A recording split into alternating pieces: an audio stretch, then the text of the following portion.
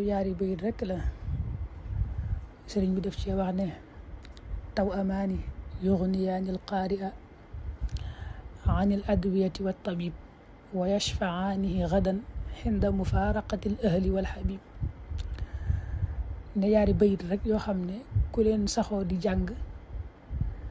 ñu doy la sëkk ba doo aajowoo garab doo aajowoo docteur te it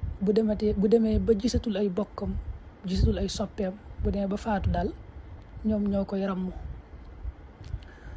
loolu sax taxoon na sëñ bi daa def fii di ko bind ci càngaay li ñuy dencaale ab néew daana ko def lu bari daana ko boole ci yim ci daa bind yaari bay di mooy da ko ubbee ak salaatu wa sallallahu ala sayidina wa maulana muhammadin al mubri al asqaam